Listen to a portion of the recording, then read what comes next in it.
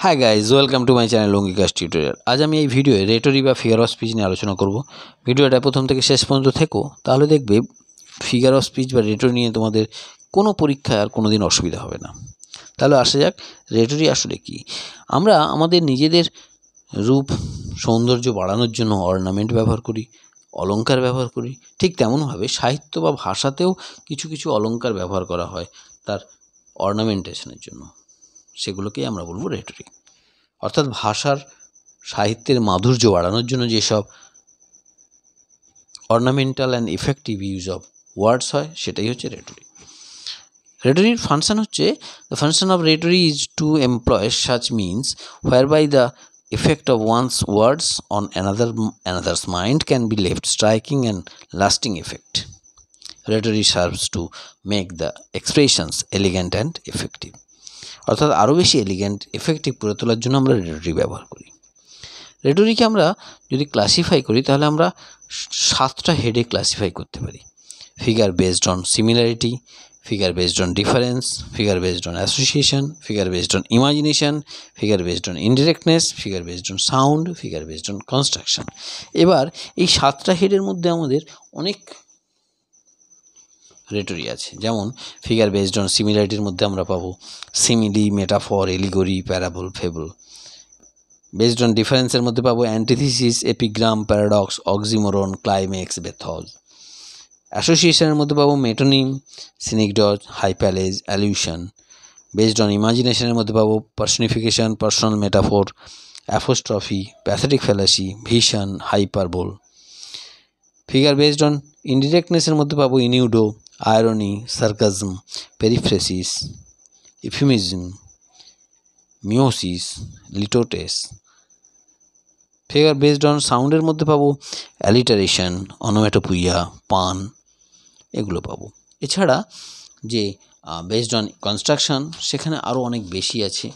সেখানে আমরা পাবো ইন্টারোগেশন, পাবো এক্সক্লেমেশন, পাবো ইন্টারোগেশন বা রেটোরিক্যাল কোশ্চেন বলবো, হাইপারবেটন পাবো, প্রোলেপসিস পাবো, কায়াসমাস পাবো, হেন্ডিয়ার্ডস পাবো, যুগ্ম পাবো, টিউটোলজি পাবো, ইলিপসিস পাবো, পলিসিনডেটন, অ্যাসিনডেটন, anaphora, এপিস্ট্রফি, ইপানোডিপ্লোসিস, ইপানোস্ট্রফি, ইপানোডস, ইপানোলেপসিস, প্যালিলজি,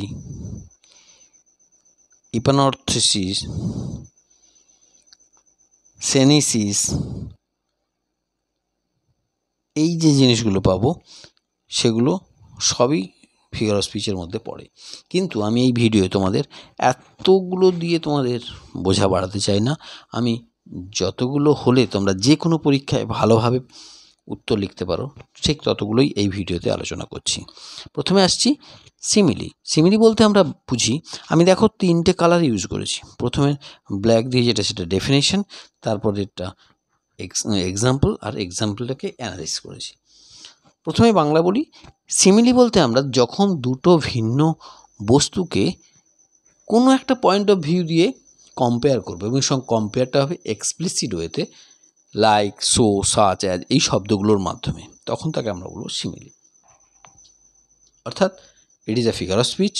Simile is a figure of speech in which a likeness between two different things is stated in an explicit way with a word of comparison such as like, so, such as, etc.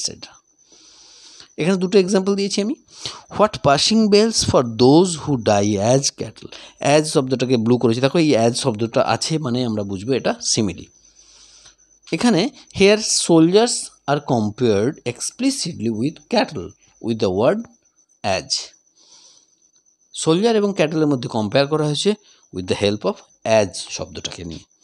ঠিক তেমনভাবে and we drop like the fruits of the tree, এখানে we মানে human বিংসের সঙ্গে fruit of the ট্রির compare করা হয়েছে like শব্দটা ব্যবহার করে। এরপরে আসি আমরা মেটাফর। মেটাফর আসলে কি? মেটাফর হলো দুটো জিনিসের সঙ্গেই তুলনা হবে, ঠিক সিমিলির মতো, কিন্তু এখানকার কম্প্যারিজনটা ইমপ্লাইড থাকবে, বাইরে থেকে বোঝা যাবে না সিমিলির মতো, এবং সেটা নাউন হতে পারে, ভার্ব বা অ্যাডজেক্টিভ, যে কোনো ফর্মে হতে পারে। So metaphor is a figure of speech in which a comparison between two different things is implied but not clearly stated. A metaphor may take the form of a noun, a verb or an adjective. তাহলে মেটাফরটাকে আমরা implied খুঁজবো, comparison থাকবে কিন্তু সেটা implied. উদাহরণ দিয়েছি দুটো, দেখো, life is like an empty dream, I will drink life to the lees. এই দুটো লাইনের মধ্যে ফার্স্ট লাইনে লাইফ আর ড্রিমের মধ্যে একটা তুলনা করা হয়েছে, সেকেন্ড লাইনে লাইফের সঙ্গে লিজের তুলনা করা হয়েছে। এই দুটোই আনঅ্যালাইড থিংসকে ইমপ্লায়েড কম্প্যারিজনের মধ্যে ঢোকানো হয়েছে, সেই কম্প্যারিজনটা এক্সপ্লিসিটলি স্টেটেড হয়নি। So in one comparison between life and dream, in two life and lease, two unallied things is implied, not explicit stated. So next, oxymoron. যখন দুটো কন্ট্রাডিক্টরি ওয়ার্ডস পাশাপাশি বসে পোয়েটিক এফেক্টকে আরও বাড়িয়ে দেয় তখন তাকে আমরা অক্সিমরন বলি। দুটো ভিন্ন অর্থের শব্দ পাশাপাশি বসবে, যেমন the idly busy, idly busy অলস ব্যস্ত, দুটো ভিন্ন শব্দ পাশাপাশি বসেছে। ইট ওয়াজ আ প্লিজিং ফিয়ার, প্লিজিং ফিয়ারটা দুটো ভিন্ন কন্ট্রাডিক্টরি ওয়ার্ডস পাশাপাশি বসে আরও হাইলাইট করেছে। ঠিক তেমনভাবে কয়েকটা ওয়ার্ড আমি দিয়েছি, darkness visible, an open secret, Nobel revenge, white লাই, এগুলো সবই কিন্তু অক্সিমরনের এক্সাম্পল হবে। নেক্সট, যখন দুটো শব্দ না হয়ে দুটো আইডিয়া পাশাপাশি বসবে, ঠিক কন্ট্রাডিক্টরি আইডিয়া দুটো পাশাপাশি বসবে এবং সেটাও একটা পোয়েটিক এফেক্ট তৈরি করার জন্য কাজে লাগবে, তখন তাকে আমরা বলবো অ্যান্টিথিসিস। অ্যান্টিথিসিসের মধ্যে আমরা তাহলে কী পাচ্ছি? Antithesis is a figure of speech in which contradictory words or ideas are placed side by side in the form of a balance for raising a striking poetic effect. যেমন art is long, life is short, to err is human, to forgive divine, crafty men contemn studies, simple men admire them, and wise men use them. এখানে আইডিয়াগুলোকে, contradictory আইডিয়াগুলোকে পাশাপাশি বসিয়ে একটা balance রেখে poetic effect বাড়ানো হয়েছে, এগুলোকে আমরা বলবো অ্যান্টিথিসিস। এরপরে আসছি আমরা এপিগ্রাম। এপিগ্রাম অ্যাপারেন্ট কন্ট্রাডিকশান থাকবে ল্যাঙ্গুয়েজের মধ্যে, কিন্তু সেটা যদি আমরা বেশি ডিপলি ভাবি তখন দেখব একটা ইম্পর্ট্যান্ট মিনিং আছে তার নিচে, অন্তর্নিহিত একটা ইম্পর্ট্যান্ট মিনিং আছে। তাহলে আমরা এপিগ্রামের ডেফিনেশন কী করব? Epigram is an apparent contradiction in language which by causing a temporary shock rouses our attention to some important meaning underneath. অর্থাৎ যদি আমরা ভালোভাবে ভাবি তাহলে দেখব একটা অন্তর্নিহিত সুন্দর মানে আছে।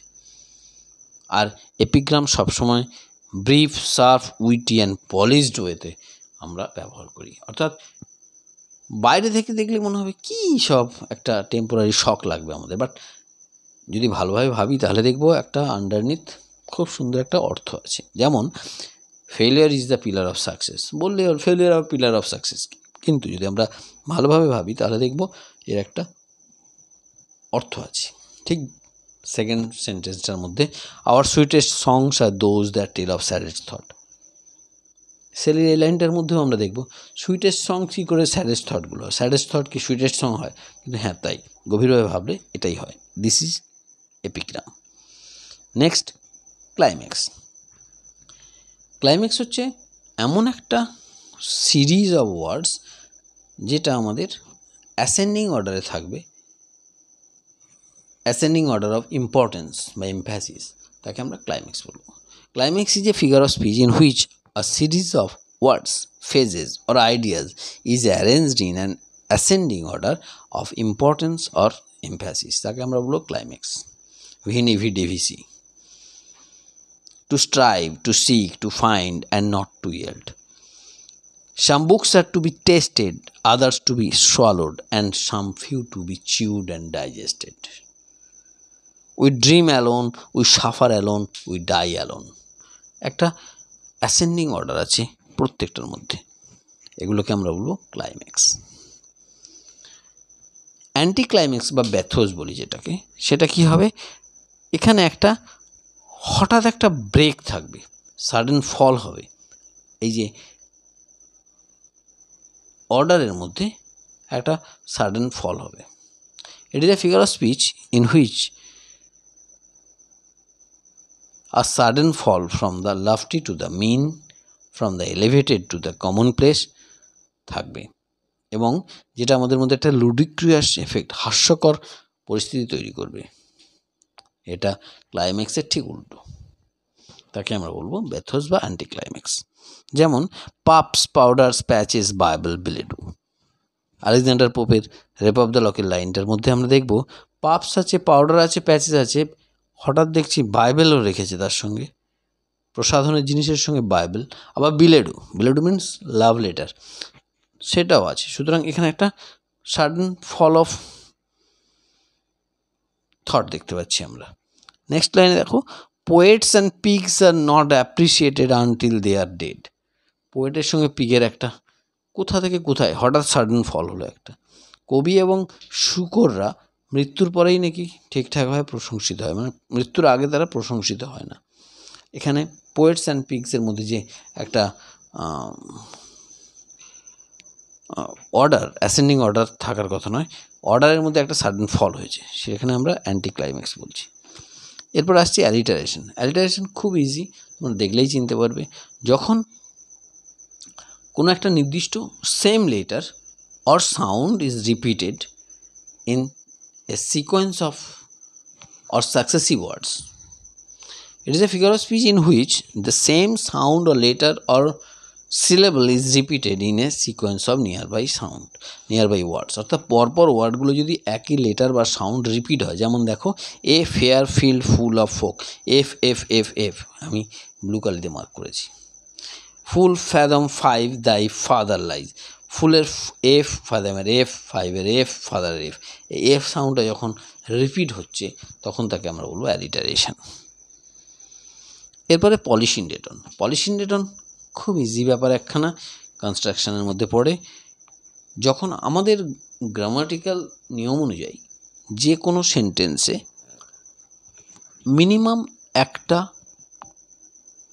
কনজাংশন থাকে, কিন্তু তার থেকে যদি বেশি কনজাংশন ব্যবহার করি কোনো সেন্টেন্সে, তখন তাকে আমরা পলিসিনডেটন বলবো। পলি মানে বহু, সিনডেটন মানে conjunction. So it is a figure of speech in which conjunctions are repeated with an artistic sense to emphasize each particular idea. অর্থাৎ excessive use of conjunction is called polysyndeton. যেমন envy and calumny and hate and pain.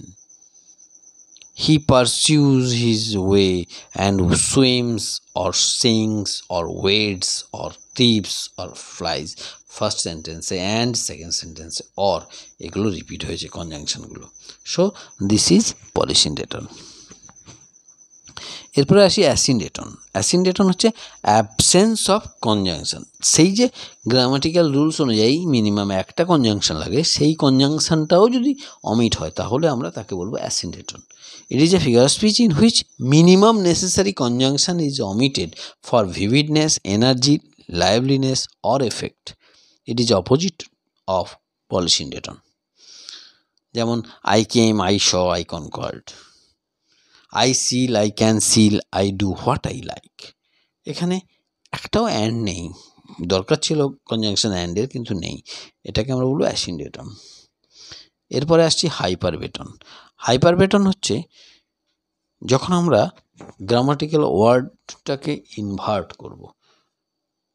Inversion করব। It is a figure in which the grammatical order of words in a sentence is inverted to secure emphasis or rhetorical effect. Subject verb অবজেক্টের যে আমরা জানি সেইটাকে আমরা ঘুরিয়ে ফেলতে পারি, অর্ডারটাকে আমরা মাঝে মধ্যে ঘুরিয়ে ফেলতে পারি। যেমন a woman moved is like a fountain troubled. এই লাইনটা হওয়া উচিত ছিল a woman is moved like a fountain troubled, যেটা ইচ্ছা, কিন্তু হয়ে গেল অন্যরকম। পরেরটা দেখো, sweet are the uses of adversity. Sweet are the use of adversity আমরা বলি, কিন্তু স্ট্রাকচারালি হওয়া উচিত ছিল the uses of adversity are sweet, কিন্তু সেটা আমরা বলি না। আমরা গ্রামাটিক্যাল অর্ডারটাকে একটু ইনভার্ট করে দিই, শুধুমাত্র জোর দেওয়ার জন্য বা রেটোরিক্যাল এফেক্ট আনার জন্য। এটাকে হাইপারবেটন বলি আমরা। এরপরে আসি কায়াসমাস। কায়াসমাসের মধ্যে আমরা দেখব এক্সপ্রেস যেটা আইডিয়াটা ইনভার্স হয়ে যাচ্ছে। কেমনভাবে?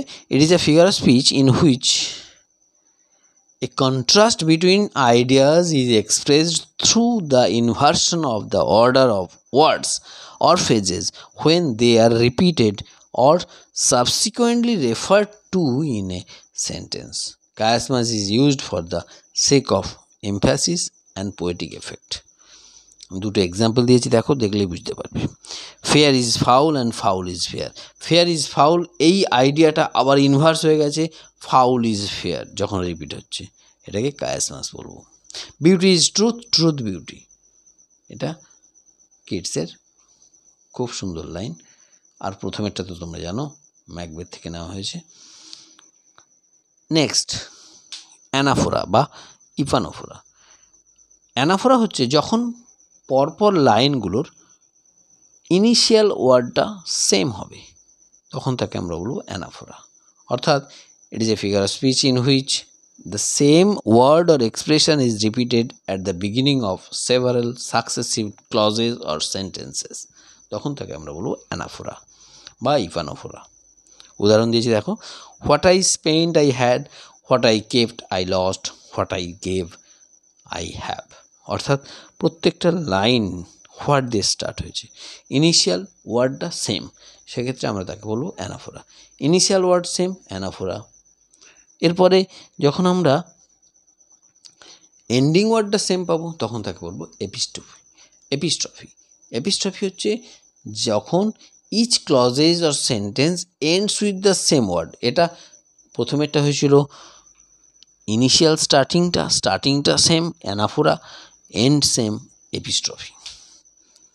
We were born to sorrow, pass our time in sorrow, and our days in sorrow, সবগুলো এন্ডিং যে শব্দটা সেটা সব সময় এক হয়েছে এখানে। এটা অ্যানাফোরার ঠিক অপোজিট। এরপর আসছি ইপানোডিপ্লোসিস। ইপানোডিপ্লোসিস আমরা প্রথম এবং শেষ শব্দটাকে সেম পাবো। অ্যানাফোরাতে প্রথমের শব্দ শুধু, অ্যানাফোরায় পেয়েছি আমরা প্রথম শব্দ, এপিস্ট্রফিতে পেয়েছি শেষ, ইপানোডিপ্লোসিসে পাবো স্টার্ট এবং end. It is a figure in which a sentence begins and ends with the same word. শুরু এবং শেষ একই শব্দ দিয়ে হবে। Sweet is the breath of morn, her rising sweet, এই সুইট অ্যান্ড সুইট। প্যারিলজি বা প্যারিলজিয়া। প্যারিলজিয়া হচ্ছে কোনো ওয়ার্ড বা ফ্রেজ যদি মাঝে মধ্যেই রিপিট হয় বা পরপর রিপিট হতে পারে, সেক্ষেত্রে তাকে আমরা বলবো প্যারিলজি বা প্যারিলজি।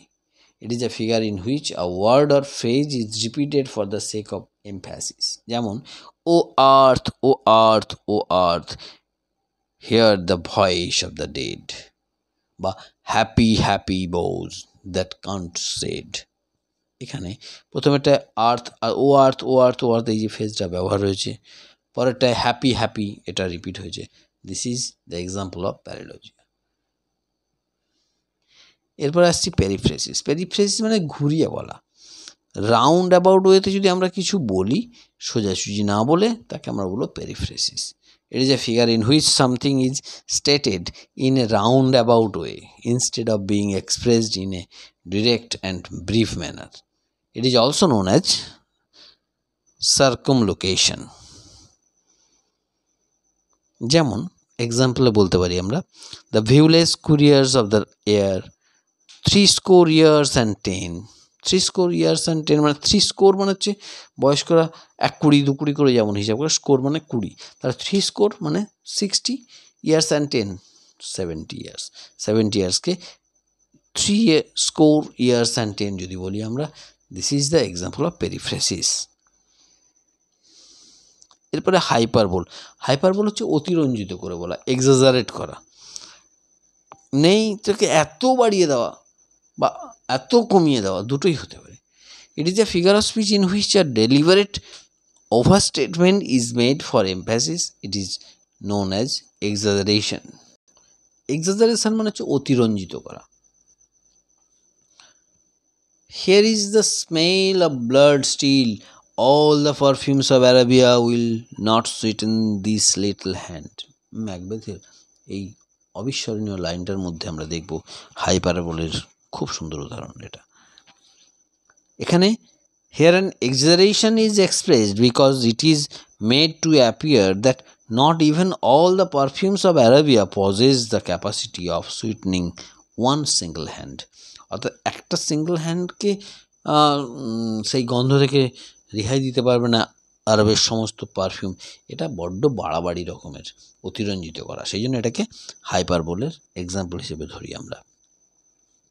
এরপরে আসি ইন্টারোগেশন। ইন্টারোগেশন আর একটা এর নাম আছে রেটোরিক্যাল কোশ্চেন, অর্থাৎ it is a figure in which something is strongly affirmed or denied in the form of a question, asking of a question whose answer is suggested in the question itself. It is also known as rhetorical question. কোশ্চেনের মধ্যেই উত্তর নিহিত থাকবে, তাকে আমরা বলবো interrogation. যেমন am I not free to do as I choose? আমি যা চাই, যা আমার ইচ্ছা, সেটা কি করতে পারি না? করার জন্য স্বাধীন নয়। In this figure a strong affirmation or denial is done in the form of a question. Here also a strong yes is suggested here. The answer is implied in the question itself. So this is an example of interrogation. ইন্টারোগেশনটা আমরা খুব সুন্দরভাবে জানতে পারবো, চিনতে পারবো। এরপরে আসছি এক্সক্লেমেশন। এক্সক্লেমেশনটা হঠাৎ অ্যাব্রাপ্ট একটা এক্সপ্রেশন হবে, ইমোশনাল, যেটা শুরু প্রায়শই হাউ বা হোয়াট দিয়ে হয়, এছাড়া ও দিয়েও হতে পারে। O for the touch of a vanished hand, টেনিশনের line. O what a fall was there my countrymen. এই যে জিনিসগুলো, ও হোয়াট, ও ফর, এগুলো exclamatory sentence obviously, so it is called exclamation. Apostrophe. Apostrophe হচ্ছে যখন কোনো অজীবীয় বস্তু বা মৃত ব্যক্তিকে আমরা এমনভাবে সম্বোধন করব যেন মনে হবে সে সামনেই আছে, সে বুঝতে পারছে, capable of understanding our call. So, it is a figure of speech in which a short, impassioned address is made to a person, dead or absent, or to an inanimate object, or to an abstract idea, thinking as if each is present and capable of understanding. যাকে আমরা বলবো apostrophe. যেমন O wind, if winter comes can spring be far behind, west উইন্ডের last line. এখানে O wind, উইন্ডকে সম্বোধন করা বলা হয়েছে। সো এখানে উইন্ড তো অ্যাবস্ট্রাক্ট একটা আইডিয়া, ন্যাচারাল অবজেক্ট, তাকে সম্বোধন করা হয়েছে West উইন্ডকে। Next, Milton thou shouldst be living at this hour. এখানে মিল্টনকে এটা ইনঅ্যানিমেট নয়, ডেড পারসন, অ্যাবসেন্ট পারসন, তাকে বলা হয়েছে, এখানে সম্বোধন করা হয়েছে। এটা অ্যাপোস্ট্রফির এক্সাম্পল। Personification example. পার্সনিফিকেশনটা কি আসলে? পার্সনিফিকেশন হচ্ছে প্রাণসত্তা আরোপ করা। অজীবীয় বস্তু বা অ্যাবস্ট্রাক্ট আইডিয়ার উপরে যখন আমরা প্রাণসত্তা আরোপ করি তখন তাকে বলবো personification. So personification is a figure of speech in which abstract ideas are invested with personality, and both inanimate objects and abstract ideas are endowed with the attributes of living beings. Living বিংসের অ্যাট্রিবিউটটা তার উপর আমরা স্থাপন করব। যেমন great points go nicest. Here inanimate objects points are endowed with the attribute of a living being, that is the capacity of going. গুঁয়ে উঠছে, গোয়ানি, এটা পার্সনিফিকেশন এক্সাম্পল। পার্সনিফিকেশনের মধ্যে অনেক পড়ে, পার্সোনাল মেটাফোর, প্যাথেটিক ফ্যালাসি এগুলো আসে। আমি এরপরে প্যাথেটিক ফ্যালাসি বলি তোমাদের। প্যাথেটিক ফ্যালাসি হচ্ছে যখন হিউম্যান ফিলিংটা ক্রেডিট করবে, অর্থাৎ it is a figure of speech in which nature or inanimate objects R credited with human feelings. Human ফিলিংসটা তাদের উপর চাপিয়ে দেওয়া হবে কোনো ইনঅ্যানিমেট অবজেক্ট বা ন্যাচারাল অবজেক্টের উপর। এটা পার্সনিফিকেশনের একটা রূপ। যেমন এক্সাম্পলে দিয়েছি, the river waved for the sorrow of the lady. মহিলার দুঃখে নদী কেঁদে উঠল। নদী কেঁদে উঠছে, কান্নাকাটিটা তো হিউম্যান ফিলিংসের মতো, সেটা রিভারের ওপর আমরা দিয়ে দিয়েছি। সুতরাং এখানে প্যাথেটিক ফ্যালাসি ইউজ করা হয়েছে। অর্থাৎ here an object of nature river shows interest in human concern suffering of the lady by offering sympathy. So it is an example of pathetic fallacy. এরপরে আসা যাক হাইপ্যালেস বা ট্রান্সফার্ড এপিথেট। হাইপ্যালেস বা transferred epithet, epithet মানে হচ্ছে an adjective. So it is a figure of speech in which an epithet or as an adjective is transferred from object to which it properly belongs to another with which it is mentally associated. আমাদের মন যেটাকে ধরে সেখানে পাঠিয়ে দেওয়া হচ্ছে, আসল যাকে উদ্দেশ্য করে অ্যাডজেক্টিভটা ব্যবহার হচ্ছে সেখানে বসছে না। যেমন we passed A restless night. Night restless হয় না, মানুষরা রেস্টলেস হয়। I spend a sleepless night. Sleepless night হয় না, স্লিপলেস তো ওই মানুষটা, হি। সুতরাং হি স্লিপলেস না করে আমরা নাইটের আগে অ্যাডজেক্টিভ হিসেবে ব্যবহার করছি, নাইটের আগে রেস্টলেস ব্যবহার করছি, রেস্টলেস উই রেস্টলেসটাকে না ব্যবহার করছি। তাহলে এই ট্রান্সফার্ড হয়ে যাচ্ছে যে এপিথেটটা একটা জায়গা থেকে আরেকটা জায়গায়, তাকে আমরা বলবো হাইপ্যালেস বা ট্রান্সফার্ড এপিথেট। Synecdoche. সিনিক ডজটা অনেকগুলো পার্ট আছে, 5খানা আছে, যেটা it is a figure of speech in which the name of one thing is substituted for that of another with which it is intimately associated. সেক্ষেত্রে আমরা সিনিক ডজ বলবো। কিন্তু এই সিনিক ডজটা মনে রাখার জন্য আমি তোমাদের প্যাসিম শব্দটাকে মনে রাখতে বলবো, PASIM, প্যাসিম। প্যাসিমটা মনে রাখলে তোমরা দেখবে খুব সহজে সিনিক ডজের ক্যাটাগরির মধ্যে যেগুলো পড়ে সেগুলো সবই পারবে।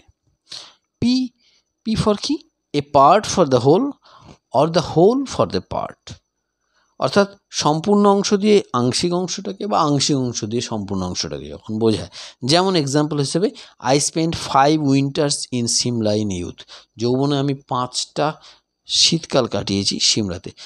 এখানে 5 উইন্টার্স মানে কি? 5 ইয়ার। আমরা ইয়ারটাকে বোঝাতে গিয়ে উইন্টার তার একটা পার্টকে বোঝাচ্ছি, the whole for a part. বা wake the purple year. Purple year বলতে আমরা বসন্ত, স্প্রিংকে বোঝাই। সুতরাং স্প্রিং ইয়ারের একটা পার্ট, সেটাকে বোঝাচ্ছি পুরোটাকে দিয়ে।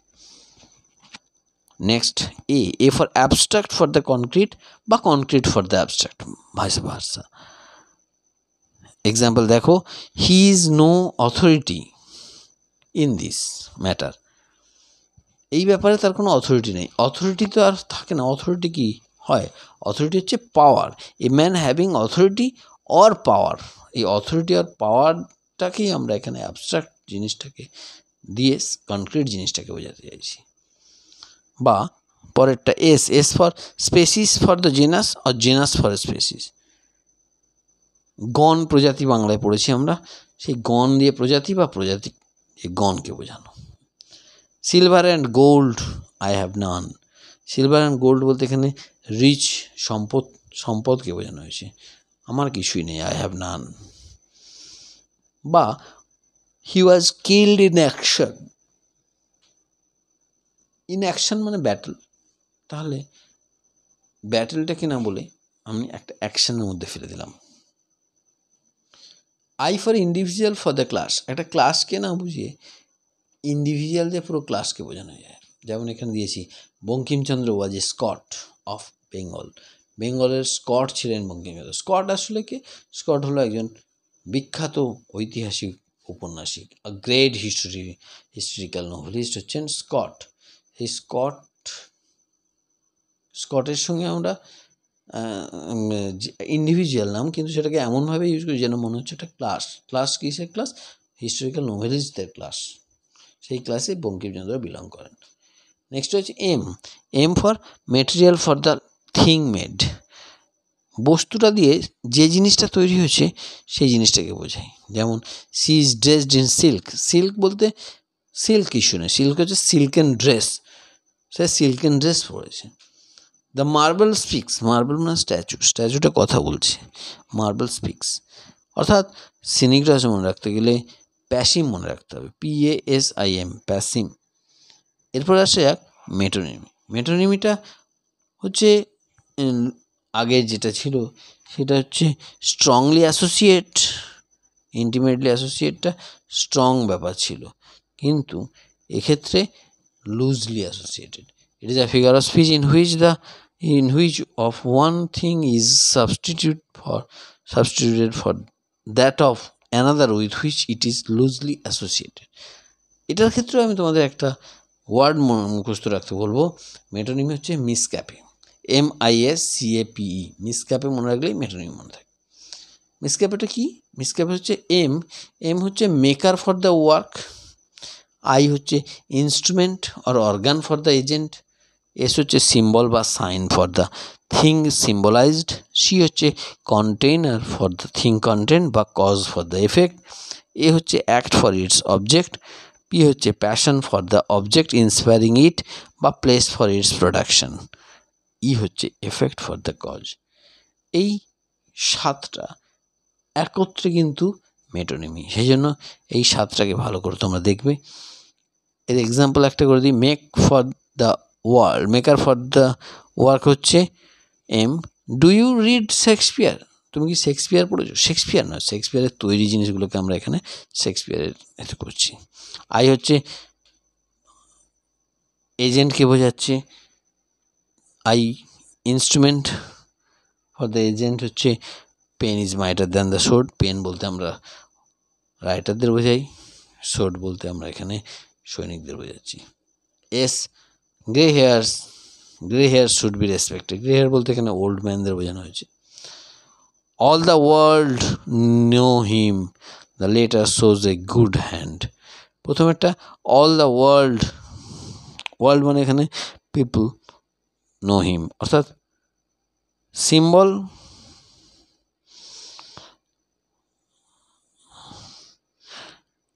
Container for the thing content আর cause for the effect. Container for the thing content, ওয়ার্ল্ডটা হচ্ছে কন্টেনার, তার মধ্যে পিপল থাকছে, সেই জন্য কন্টেনার ফর দ্য কন্টেন্ট থিংসটাকে বোঝানো হয়েছে। All the world knew him, that's mean all the people know him. The letter shows a good hand, good hand বলতে গুড হ্যান্ড রাইটিংকে বোঝানো হয়েছে। এ হচ্ছে the young man's vision, the old man's dream. পি he is the pride of his country, pride বলতে এখানে object of pride বোঝাচ্ছে, প্রাইড হয় না, অবজেক্ট অফ প্রাইড, গর্বের বস্তু, গর্বের মানুষ তার দেশবাসীর কাছে। ই হচ্ছে don't run in the sun, ইটা হচ্ছে effect for the cause, effect for the কজে don't run in the sun, রোদে দৌড়ইও না। নেক্সট তোমাদের বলবো কিভাবে পরীক্ষায় তোমরা রেটরি সলভ করবে। ইউজুয়ালি তোমরা 3টে পার্ট রাখবে। প্রথম পার্টে আইডেন্টিফাই করবে কোথায় কি আছে, কোন রেটরিটা কোন লাইনে আছে। সেকেন্ড, তাদের ডেফিনেশান দিতে পারো বা অ্যানালাইজ করতে পারো, অ্যানালাইজ করে ডেফিনেশান শেষে বা ডেফিনেশান দিয়ে অ্যানালাইজ করতে পারো। এই 3টে পার্ট তোমরা রাখবে। আমি তোমাদের একটা এক্সাম্পল করে দিচ্ছি, পরীক্ষায় এসেছিল। Tomorrow and tomorrow creeps in this petty pace from day to day to the last syllable of recorded time, and all our yesterdays have lighted fools the way to dusty death. এই 5 লাইনের মধ্যে কি কি আছে? 5 লাইনটা যদি তোমাদের পড়ে তোমরা কিভাবে উত্তর লেখা শুরু করবে? ফার্স্ট তোমরা লিখবে, কবিতাটাকে তুলে নেবে পরীক্ষায় খাতায়, তারপরে লিখবে the above extract contains a number of figures which are explained বা ডিসকাস বিলো। এবারে 1 2 3 করে যা যা আছে সেগুলোকে লিখবে। মনে রাখবে আইডেন্টিফাই প্রথম, তারপরে ডেফিনেশন দিতে পারো বা শেষে ডেফিনেশন দিতে পারো, অ্যানালাইজ করবে কেন, তারপরে ডেফিনেশনটা। তাহলে আমি দেখি এই 5 লাইনের মধ্যে কি আছে। প্রথমেই দেখি 1 নম্বর দাগ দিলাম, there is a palilogia in the first line. First লাইনে একটা প্যারালজিয়া আছে। আমি বলেছিলাম কি প্যারালজিয়া কাকে বলে? একই ওয়ার্ড যখন রিপিট হবে। এখানে দেখো tomorrow and tomorrow and tomorrow, tomorrow tomorrow টুমোরোটা রিপিট হয়েছে, সুতরাং এটা একটা প্যারালজিয়ার উদাহরণ। এরপরে সেকেন্ড 2 নম্বরে দেখব, there is also a polysyndeton in the first line. First লাইনে পলিসিনডেটন আছে। পলিসিনডেটন বলছিলাম এক্সেসিভ ইউজ অফ কনজাংশন। এখানে অ্যান্ডটা দুবার ব্যবহার করেছে, সুতরাং এটা একটা পলিসিনডেটনের এক্সাম্পল। এরপরে বলবো ডেফিনেশনটা দিয়েছি। তারপরে 3 নম্বরে কি আসছে? There is a personification for tomorrow and yesterday in first and fourth line. প্রথম এবং ফোর্থ লাইনে পার্সনিফিকেশন ব্যবহার করা হয়েছে, টুমোরোর জন্য একটা, ইয়েস্টারডের জন্য একটা। কীভাবে হয়েছে দেখা যাক অ্যানালাইজটা। An abstract idea tomorrow is invested with the quality of a living being in the verb creeps. হামাগুড়ি দিয়ে যাচ্ছে, সেটা টুমোরোর উপর ইনভেস্ট করা হয়েছে। ফোর্থ লাইনে আছে ইয়েস্টারডেজ। এই ইয়েস্টারডের উপরে আমরা লিভিং কোয়ালিটি হ্যাভ লাইটেডটাকে ইনভেস্ট করেছি, সেই জন্য এটা একটা personification example. It is a figure in which, আমি বলেছি প্রথমে আইডেন্টিফাই, তারপরে অ্যানালাইজ, তারপরে ডেফিনেশন, শেষে ডেফিনেশনটা দেওয়া আছে, তোমরা দেখে নিও। Next alliteration. 4 নম্বর দিয়ে লিখবে alliteration is also used in the first, second and last line. Letter T in the first line, letters P, D in second line, and letter D in the last line. In the last line are repeated. It is a figure of speech in which the same sound or letter or syllable is repeated in a sequence of nearby words. তাহলে এভাবে তোমরা যদি পরীক্ষায় approach করো তাহলে দেখবে খুব সুন্দর নাম্বার আসছে। Number 5, there is a periphrasis in the third line. Third লাইনে একটা পেরিফ্রেসিস আছে, এই কালি দিয়ে আমি তোমাদের আইডেন্টিফাই করে দিলাম। নেক্সট কি? নেক্সট হচ্ছে অ্যানালাইজ করতে হবে। The last recorded time is a round about description of the doomsday. ডুমসডের ঘুরিয়ে বলা হচ্ছে দ্য লাস্ট রেকর্ডেড টাইম। ডেফিনেশনটা শেষে দিয়েছি, ডেফিনেশনটা দেখে নিও। এরপর আসছি আমি 6 নম্বর, 6 নম্বর কী লিখবো? There is also the use of metaphor in the last syllable of recorded time and all our yesterdays have delighted fool. এই দুটোই হচ্ছে, এই সিলেবেল দুটোর মধ্যে আমরা কি পাচ্ছি? একটা কম্পারিজন পাচ্ছি। Here the word syllable which properly belongs to the field of book is applied to time in such a way that a comparison between the two things is made on account of their having an end. দুজনেরই শেষ আছে, সেই শেষটাকে বোঝাতে তারা এই কম্পারিজনটা করেছে। This comparison is however implied or not explicit. এটা implied হয়েছে, কোনো বাইরের কোনোভাবেই সেটাকে বোঝা যাচ্ছে না। অ্যাজ, লাইক, সাচ অ্যাজ এগুলো থাকছে না। প্রথমেরটায় সিলেবেলের সঙ্গে বুক। নেক্সট কি হয়েছে? নেক্সট হচ্ছে ইয়েস্টারডেগুলোকে উইলো দ্য হুইপসের সঙ্গে কম্পেয়ার করেছেন। Third line, there is also an implicit expression between yesterdays and the will o' the wisps. Example analyse, তারপরে ডেফিনেশনটা দিয়ে রেখেছি। It is a figure of speech in which a comparison between two different things is implied but not clearly stated. Number 7 কি আছে figure of speech? Number 7 হচ্ছে finally there is a hypallage in dusty death. এই dusty ডেথের মধ্যে একটা হাইপ্যালেজ দেখতে পাচ্ছি আমরা। তাহলে হাইপ্যালেজ কেন হলো? Here the epithet dusty is transferred from way to death. ওয়েতে বসার কথা ছিল কিন্তু সেটা ডেথে চলে গেছে, অর্থাৎ ট্রান্সফার্ড হয়ে গেছে অ্যাডজেক্টিভটা। অ্যাডজেক্টিভটা ট্রান্সফার মানে সেটা ট্রান্সফার্ড এপিথেট বা হাইপ্যালেজ বলবো আমরা। ডেফিনেশনটা নিচে দেওয়া আছে। It is a figure in which an epithet an adjective is transferred from object to which it properly belongs to another with which it is mentally associated. এইভাবে আমরা এক্সাম্পলে আনসারগুলো করব। Thanks for watching the video. ভালো লাগলে like, comment এবং share করো। চ্যানেলটাকে সাবস্ক্রাইব করে রেখো আরও ভালো ভালো ভিডিও পেতে। আশা রাখবো তোমরা ফলো করবে চ্যানেলটাকে।